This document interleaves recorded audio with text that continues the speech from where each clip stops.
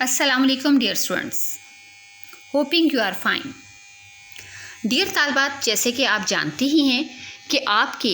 Board के सालाना इम्तहानात second year के जुलाई में मुतवक्को हैं। चुनांचे दरहकीकत ये बेहतरीन वक्त है कि आपके सिलेबस को रिवाइज़ किया जाए। जब मैंने आपके सिलेबस की रिवीजन के लिए कोई प्लानिंग करना चाही तो सोचा कि सबसे बेहतर प्लानिंग यही हो सकती है कि हम आखिरी चैप्टर से स्टार्ट करें,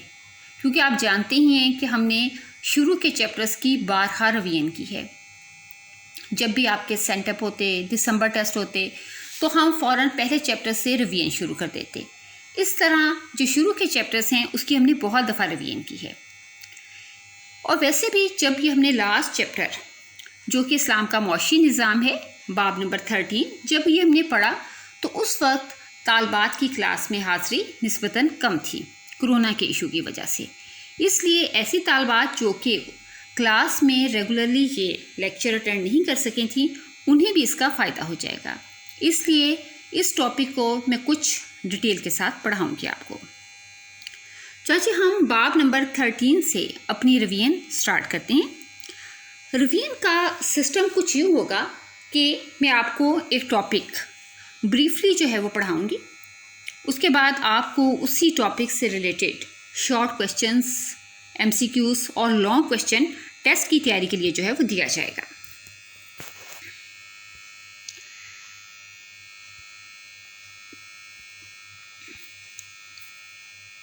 बाब नंबर 13 जो कि इस्लाम का मौशी निज़ाम है, इसमें अगर हम इसका शॉर्ट सिलेबस देखें तो शॉर्ट सिलेबस में इस्लाम के मौशी निज़ाम के तमाम तर टॉपिक्स जो हैं वो शामिल नहीं किए गए।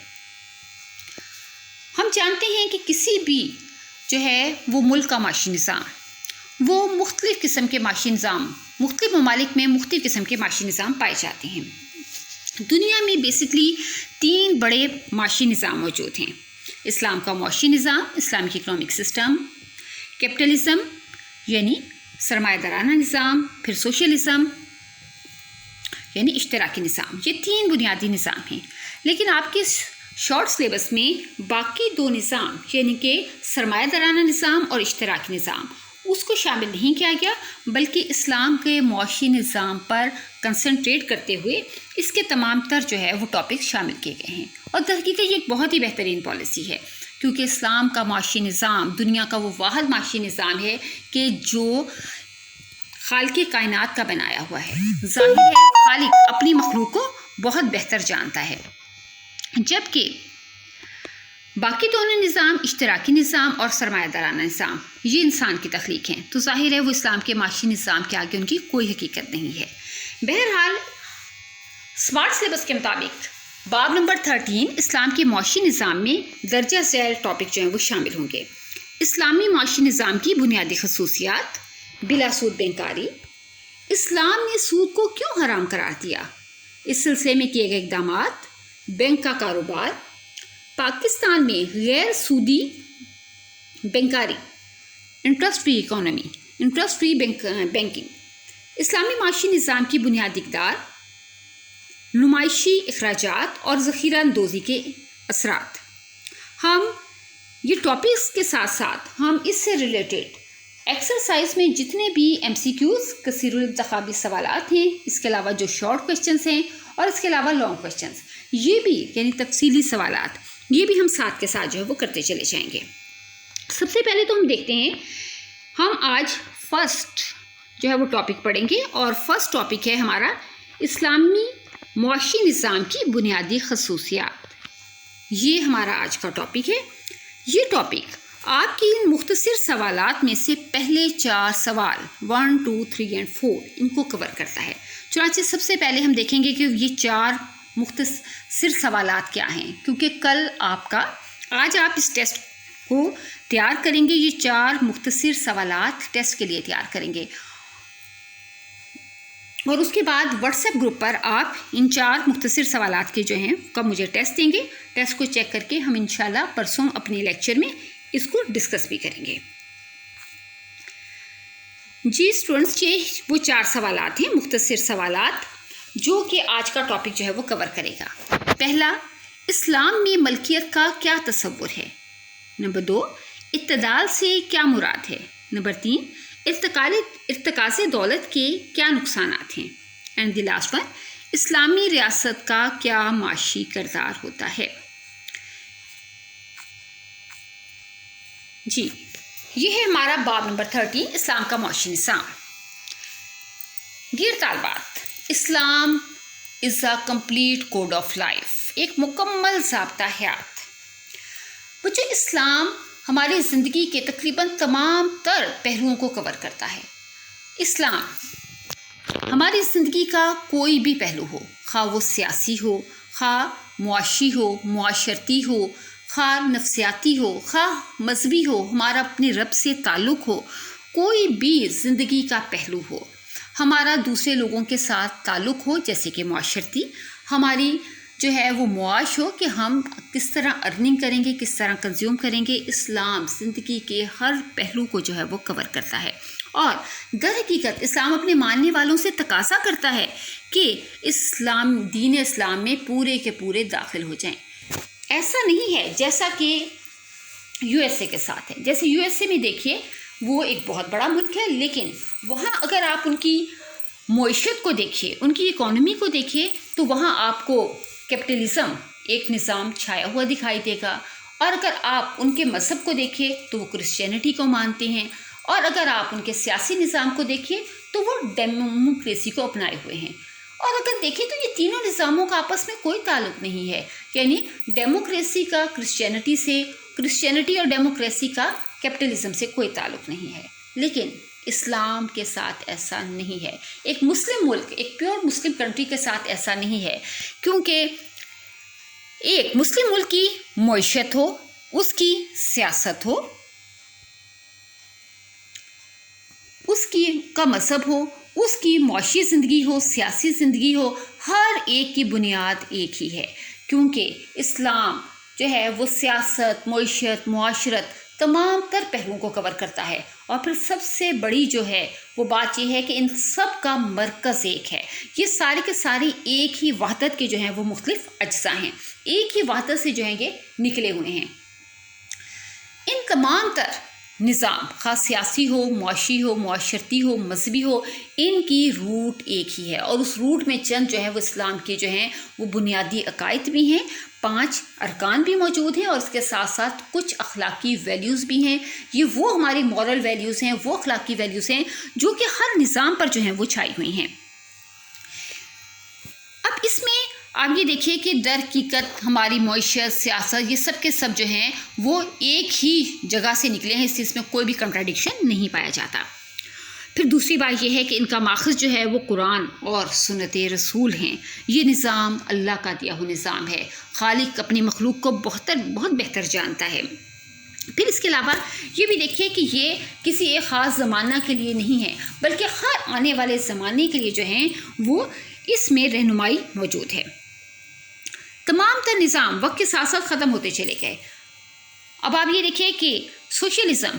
سوشلزم جو کہ بہت تیزی کے ساتھ اس نظام نے گرو کیا، لیکن یہ خود ہی جو ہے وہ اپنے ہی دیے ہوئے اصولوں کے ہاتھ جو ہے اس کی موت واقع ہو گئی، اور یہ نظام بالکل ختم ہو کر رہ گیا، اور دنیا میں بالکل دم ہی توڑتا جا رہا ہے۔ جبکہ اب دنیا میں صرف ایک ہی نظام رہ گیا جس کو ہم کیپٹلزم یا نظام سرمایہ داری کہہ سکتے ہیں۔ لوگ نظام سرمایہ داری یعنی سرمایہ دارانہ نظام سے قطعاً مطمئن نہیں، کیونکہ یہ نظام جو ہے در حقیقت اس نے ایک ہی فرد دوسرے فرد کا استحصال کرتا ہے، اس لیے یہ نظام سے دنیا بالکل سیٹسفائیڈ نہیں۔ اور آج ہمیں کمی محسوس ہوتی ہے کہ اگر دنیا کے کسی بھی ایک ملک میں صحیح معنوں میں اسلامی معاشی نظام قائم ہوتا، اور ہم عملی طور پر یہ دکھا سکتے دنیا کو کہ یہ نظام جو ہے وہ اپنی روایات کے لحاظ سے کس قدر جو ہے وہ بہترین نظام ہے، تو آج شاید دنیا دھڑا دھڑ اسلام قبول کر رہی ہوتی اور اسلام میں جو ہے وہ داخل ہو رہی ہوتی۔ اسلام کا معاشی نظام کیا ہے؟ اسلام کا معاشی نظام کی چند بنیادی خصوصیات، کیونکہ یہ ایک متوازن نظام ہے۔ یہ نظام جو ہے وہ معاشرے کے تمام تر افراد کی ایک مؤثر تسکین کرتا ہے، اور پھر اس کی ایک بہت بڑی خوبی یہ ہے کہ یہ انسان کے زندگی کے انفرادی پہلو ہوں یا اجتماعی پہلو ہوں، ان کے اندر ایک مکمل طور پر ہارمونی، ایک مکمل ہم آہنگی جو ہے وہ پیدا کر دیتا ہے۔ یہ وہ خصوصیت ہے جو آپ کو کسی بھی دوسرے معاشی نظام میں نہیں ملے گی۔ اسلام کے معاشی نظام کی سب سے اہم خصوصیت ذاتی ملکیت کا حق۔ اشتراکی نظام قطعاً ذاتی ملکیت کا حق نہیں دیتا، اور سرمایہ دارانہ ذاتی ملکیت کے حق میں بہت ہی زیادہ جو ہے وہ کسی قسم کی پابندی کو ہی سامنے نہیں رکھتا، اور ایک فرد کو دوسرے فرد کے استحصال پر مجبور کر دیتا ہے۔ لیکن اسلام کے اس ذاتی ملکیت کے حق کے نظام میں بہت جو ہے وہ توازن پایا جاتا ہے، کیونکہ دین اسلام کے مطابق ہر چیز کا مالک، ہر وسیلے کا مالک، ہر پیداواری وسائل کا مالک جو ہے وہ اللہ رب العالمین ہے۔ ہاں، البتہ اس نے انسان کو جو ہے وہ ذاتی ملکیت کا حق ضرور دیا ہے۔ ملکیت کی بھی دو قسمیں ہیں۔ Ownership is of two types: absolute ownership which totally belongs to Allah, یعنی حق مطلق، یہ کس کو حاصل ہے؟ یہ صرف اور صرف اللہ تعالیٰ کو حاصل ہے۔ جبکہ ایک ہے حق استعمال، اللہ تعالیٰ نے جو ہے وہ انسان کو استعمال کا جو ہے وہ حق دیا ہے۔ انسان اپنی ملکیت میں جو ہے وہ بہت سے پیداواری وسائل اپنی ملکیت میں رکھ سکتا ہے، لیکن اسے اس بات کا بھی پابند کیا گیا ہے کہ اس کی ملکیت میں جتنی بھی چیزیں دی جائیں گی اس کے بارے میں جو ہے وہ اس سے سوال بھی کیا جائے گا، اور اس میں اس کے قریبی رشتہ داروں کا، ہمسایوں کا، غریبوں کا، مساکین کا جو ہے وہ حق بھی رکھ دیا گیا ہے۔ اسے اس میں سے صدقہ، زکوٰۃ، خیرات وغیرہ بھی نکالنی ہیں۔ گویا اسے ذاتی ملکیت کا حق تو حاصل ہے، لیکن یہ ایبسولوٹ رائٹ نہیں ہے۔ پھر اس کے علاوہ وسائل سے بھرپور استفادہ، میکسیمم یوٹیلائزیشن آف ریسورسز، یعنی اللہ تعالیٰ نے جتنے بھی پیداواری وسائل پیدا کیے ہیں یقیناً یہ سب کے سب انسان کے فائدے کے لیے ہی ہیں، لیکن انسان کو اس بات کے لیے جو ہے وہ پابند کیا گیا ہے کہ انسان اپنی صلاحیتوں کو کچھ اس طرح جو ہے وہ بروئے کار لائے کہ نہ صرف اپنی ذات کو فائدہ دے بلکہ اس کے ساتھ ساتھ انسانوں کو بھی فائدہ دے۔ گویا کہ وسائل کا غلط استعمال، اس کو ضائع کرنا، یہ اسلام میں قطعاً ناپسندیدہ ہے۔ اور اس کے علاوہ جو ہے اسلام میں جو ہے اس بات کو پسند کیا گیا کہ انسان اپنے دین اور دنیا دونوں میں جو ہے وہ توازن قائم کرے۔ اسلام رہبانیت کا قائل نہیں، اور اسی طرح ترک دنیا اور دنیاوی لذت سے منہ موڑنا اور قطعاً ہم خدا ترسی میں شمار نہیں ہوتا، بلکہ انسان سے تو کہا گیا ہے کہ اس دنیا کو تسخیر کرے، گویا کہ علم و فنون کو حاصل کرے، اور اس کو انسان کی ترقی کے لیے، اس دنیا کی ترقی کے لیے جو ہے وہ استعمال کرے، اور یوں نئے نئے انوویشنز کرے، نئی نئی ایجادات کرے، اور ان کی مدد سے جو ہے وہ انسان کو انسانی زندگی میں بہتری لا سکے، کیونکہ ساری کی ساری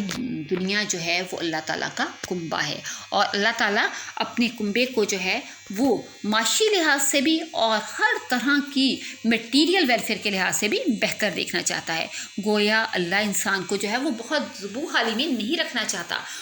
اس لیے ضروری ہے کہ اللہ تعالیٰ نے جتنے بھی پیداواری وسائل دیے ہیں ان کا بھرپور استعمال کر کے اس کو انسانیت کی پراسپیرٹی کے لیے استعمال کیا جائے۔ حصول رزق حلال اور اس کا استعمال، fair means of acquisition and use of the provisions. Islam نے جو ہے رزق حلال کو حاصل کرنے پر بہت زیادہ زور دیا ہے، اور اسلام نے جو ہے ڈگنیٹی آف لیبر اس پر بہت زیادہ زور دیا ہے، کیونکہ اسلام میں جو ہے حدیث پاک بھی سلسلے میں ہے کہ القاسب حبیب اللہ کی جو محنت کار ہے وہ اللہ تعالیٰ کا دوست ہے۔ اسلام میں محنت کر کے ہاتھ سے کما کر کھانے کو بہت زیادہ پسند کیا گیا ہے، اور ایسے تمام تر جو ہے وہ ذرائع آمدنی جس میں بغیر محنت سے جو ہے وہ آمدنی حاصل کی جاتی ہے ان سب کو حرام قرار دیا گیا، اور اس کے علاوہ دوسروں سے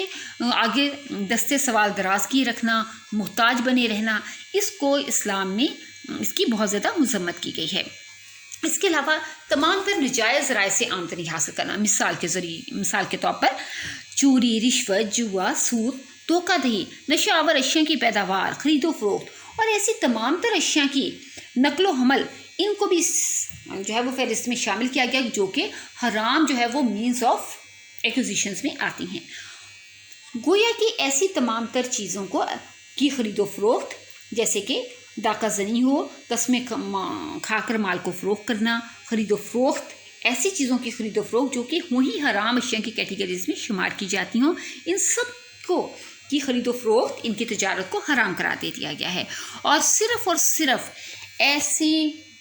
آمدنی جو کہ جس میں کی خرید و فروخت میں، ایسی تجارت کی جس کی خرید و فروخت میں حلال اشیاء جو ہیں وہ شامل کی جائیں، انہی کو جو ہے وہ حلال تصور کیا گیا ہے اور اسی پر ہی زور دیا گیا ہے۔ پھر اسلام کے معاشی نظام کی ایک بہت بڑی خصوصیت جو کہ کسی بھی ملک کے معاشی نظام کو بہت تیزی کے ساتھ معاشی ترقی کی طرف ہموار گامزن کرتی ہے، وہ ہے صرف دولت میں اقتدار، ماڈریشن ان کنزمپشن میں بھی ماڈریشن ہونی چاہیے۔ The principle of the moderation is a very important role for the prosperity of a nation. Islam میانہ روی کا درس دیتا ہے۔ اسلام نہ تو بخل کا قائل ہے اور نہ ہی جو ہے وہ بہت زیادہ اسراف کا، اور اس میں جو ہے آپ دیکھیں کہ یہ اگر ایک نیشن نہ تو بہت زیادہ بخل کرتی ہے اور نہ ہی جو ہے وہ بہت زیادہ اسراف کرتی ہے، تو وہ کوئی بھی قوم بہت تیزی کے ساتھ جو ہے وہ معاشی ترقی کی طرف گامزن ہوتی ہے، کیونکہ جب آپ بخل نہیں کرتے تو در حقیقت آپ کی منڈیاں جو ہیں وہ وسیع رہتی ہیں، کیونکہ آپ کنزیوم کرتے ہیں، اور جب کنزمپشن کرتے ہیں تو ڈیمانڈ بڑھتی ہے، آپ کی مارکیٹ جو ہیں وہ ایکسپینڈ ہوتی ہیں، اور بڑھتی ہوئی ڈیمانڈ جو ہے وہ سرمایہ کاری کے لیے ایک انسینٹیو ثابت ہوتی ہے۔ بڑھتی ہوئی سرمایہ کاری امپلائمنٹ لیول کو، انکم کو اور ڈیمانڈ کو زیادہ کرتی ہے اور اکانومی گرو کرتی ہے۔ اور دوسری طرف جب آپ بہت زیادہ اسراف نہیں کرتے، بہت زیادہ ضرورت سے زیادہ خرچ نہیں کرتے، گویا کہ آپ کچھ بچاتے بھی ہیں، سیونگ بھی کرتے ہیں، تو یہی سیونگ جو ہے وہ انویسٹمنٹ کے لیے فائنانس کریٹ کرتی ہے اور سرمایہ کاری بڑھتی ہے۔ گویا سرمایہ کاری دونوں طریقوں سے بڑھتی ہے۔ آپ جانتے ہیں کہ سرمایہ کاری بہت ہی امپورٹنٹ جو ہے وہ اکنامک ویریبل ہے، جو کہ اگر زیادہ ہوتا ہے تو اکانومی بہت تیزی کے ساتھ بڑھتی ہے۔ اب اس میں دیکھیے کہ اسلام میں جو ہے وہ صرف دولت میں اعتدال کے لیے کہا گیا، گویا کہ نہ تو بہت زیادہ خرچ کیا جائے اور نہ ہی بہت زیادہ جو ہے وہ بخل کیا جائے۔ اپنی جو ہے اتنا بخل نہ کیا جائے کہ صرف اپنی ہی ذات پر جو ہے وہ خرچ کیا جائے، بلکہ اس کے ساتھ ساتھ جو ہے وہ جو ضرورت مند لوگ ہیں ان کو بھی جو ہے وہ اس میں سے جو ہے وہ حصہ دیا جائے، یعنی کہ صدقہ، زکوٰۃ، خیرات وغیرہ پر بھی خرچ کیا جائے۔ پھر اس کے علاوہ ایک اور بہت جو امپورٹنٹ اس کی جو ہے وہ خصوصیت ہے، وہ ہے مال و دولت کے خزانے جمع کرنے کی ممانعت، یعنی کہ ارتکاز دولت کی ممانعت۔ اسلام میں ارتکاز دولت کو سختی سے ناپسند کیا گیا ہے، کیونکہ ارتکاز دولت ایک ایسی صورتحال ہے کہ جس کی وجہ سے اکانومی جو ہے وہ بالکل جو ہے وہ دب کر رہ جاتی ہے، اور ایک ریسیشن کا ایک ایسا سلسلہ شروع ہو جاتا ہے جو اکانومی کو تیزی سے سرگزاری کا شکار کر دیتا ہے۔ چنانچہ اسلامی معاشی نظام میں ہمیشہ جائز ذرائع سے جو ہے وہ آمدنی حاصل کرنے پر زور دیا گیا، اور تمام تر آمدنی کے ذرائع جو کہ ناجائز کنسیڈر کیے جاتے ہیں ان کو مکمل طور پر حرام قرار دے دیا گیا۔ اسراف سے منع کیا گیا، بخل سے منع کیا گیا۔ گویا اسلام میں جو ہے وہ ارتکاز دولت کہ دولت کو صرف سمیٹ کر رکھا جائے، بینک اور اسی طرح تجوریاں جو ہیں وہ بھر لی جائیں، اور نہ تو ذاتی ضروریات پر خرچ کیا جائے، نہ اپنے خاندان پر خرچ کیا جائے، اور نہ ہی اللہ کی راہ پر، اللہ کے دین کی سربلندی کے لیے، اور نہ ہی غریبوں پر جو ہے وہ خرچ کیا جائے۔ تو ایسے نظام سے جو ہے یہ نظام جو ہے وہ معیشت کے لیے ایک تباہی کا باعث بنتا ہے۔ اور چونکہ ہم جانتے ہیں کہ اگر ہم مال و دولت کو بہت زیادہ جمع کر کے رکھیں گے تو اس سے تو جو ہے وہ دولت کی سرکولیشن جو ہے وہ رک جائے گی، اور اکانومی میں جو ہے وہ گوڈز اینڈ سروسز زیادہ مقدار میں پروڈیوس ہی نہ ہوں گی۔ ایک طرف تو پروڈکشن لیول کم ہو جائے گا، دوسری طرف جو ہے ان کی کنزمپشن کم ہوگی، کیونکہ لوگ جو ہیں وہ کم مقدار میں گوڈز اینڈ سروسز خرید رہے ہوں گے، اور ظاہر ہے ڈیمانڈ کے کم ہو جانے سے سرمایہ کاری میں خود بخود کمی واقع ہو جاتی ہے، اور یوں اکانومی ایک اکنامک کرائسس، معاشی بحران کا شکار ہو جاتی ہے۔ اس لیے اسلام میں جو ہے وہ ارتکاز دولت سے منع کیا گیا، اور اسلام نے اتنے خوبصورت جو ہے وہ نظام دیے جس کے تحت جو ہے معیشت میں دولت جمع ہونے پاتی ہی نہیں بلکہ سرکولیٹ ہوتی رہتی ہے۔ جیسے زکوٰۃ کہ اگر زکوٰۃ ہمیشہ سیونگ پہ لگتی ہے، جیسے کہ ایک سال میں آپ نے جتنی بھی سیونگ کی ہو تو اس کا جو ہے وہ 40واں حصہ یا 2.5% آپ کو زکوٰۃ دینی ہے۔ گویا کہ ایسی اسلام معاشی نظام لے کر آتا ہے کہ جس کے تحت دولت جو ہے وہ کنسنٹریٹ ہونے ہی نہیں پاتی، بلکہ وہ خود بخود جو ہے وہ باہر نکلتی رہتی ہے۔ پھر اسی طرح جو ہے وہ گردشی دولت پر جو ہے وہ زور اسلام میں جو ہے وہ گردش دولت پر جو ہے وہ بہت زیادہ جو ہے وہ زور دیا گیا ہے، اور اسلامی معاشی نظام میں جو ہے وہ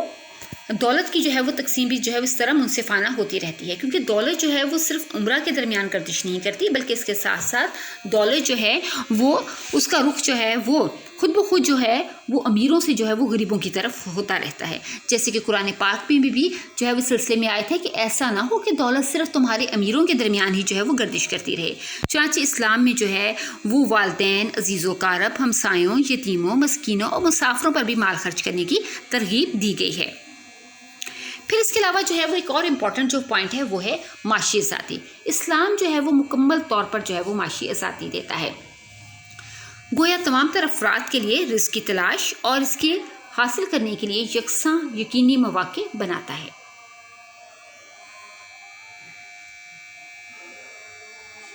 جی بچوں، اذان ہو رہی ہے۔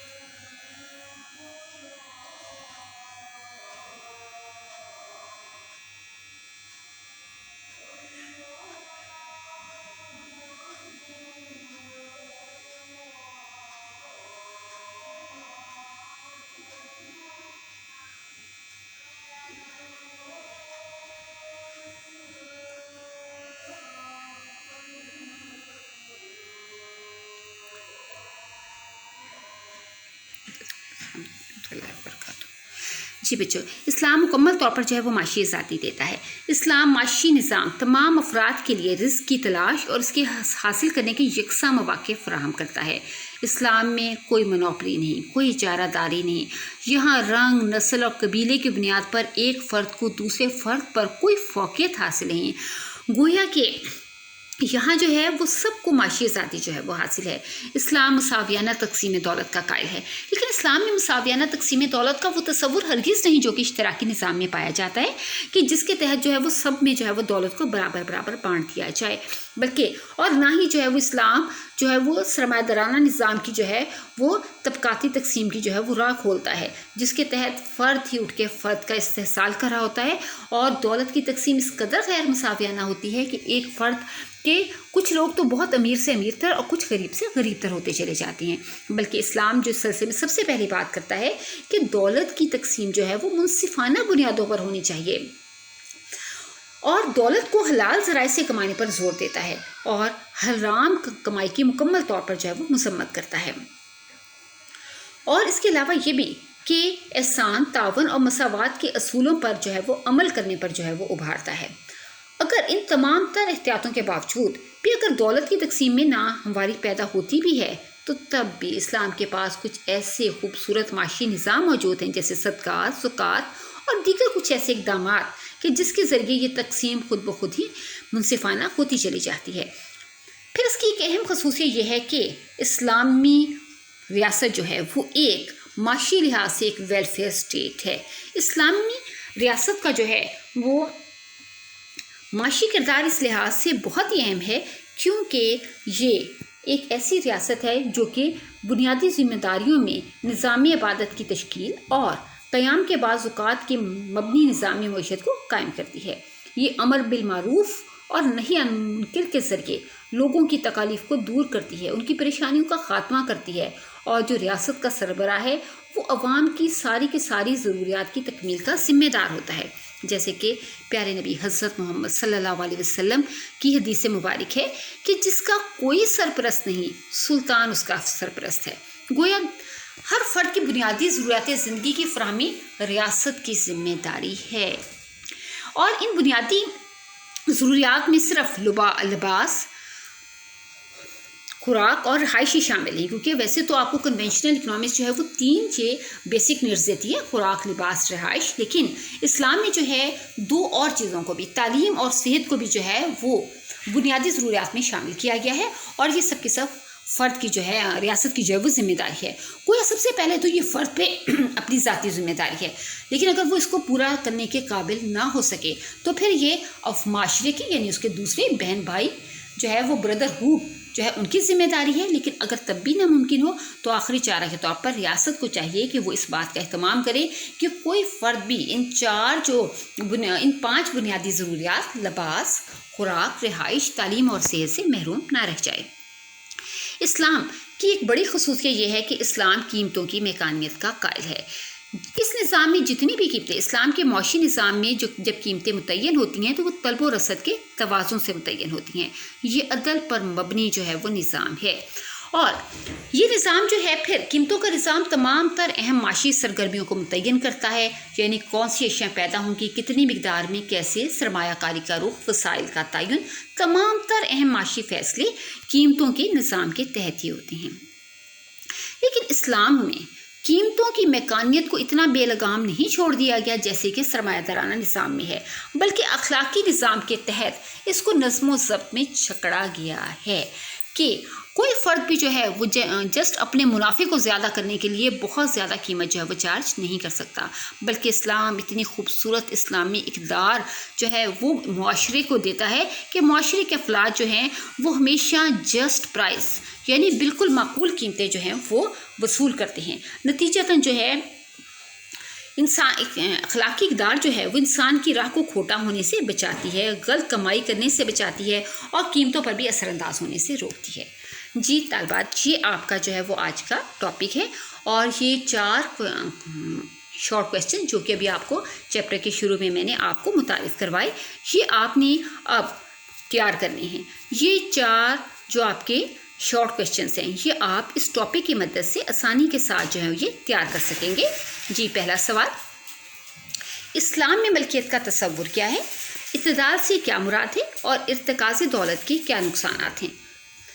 اور لاسٹ ون، اسلامی ریاست کا کیا معاشی کردار ہے؟ یہ 4 سوالات اسی چیپٹر سے آپ، اسی ٹاپک سے آپ تیار کریں گے اور اس کا ٹیسٹ تیار کریں گے، کیونکہ کل آپ کا اس کا ٹیسٹ ہوگا۔ پرسوں کے لیکچرز میں آپ کو آپ کے ٹیسٹ کو ہم ڈسکس بھی کریں گے اور پھر اس کو بتائیں گے، اور اگلا ٹاپک بھی جو ہے وہ اسٹڈی کریں گے۔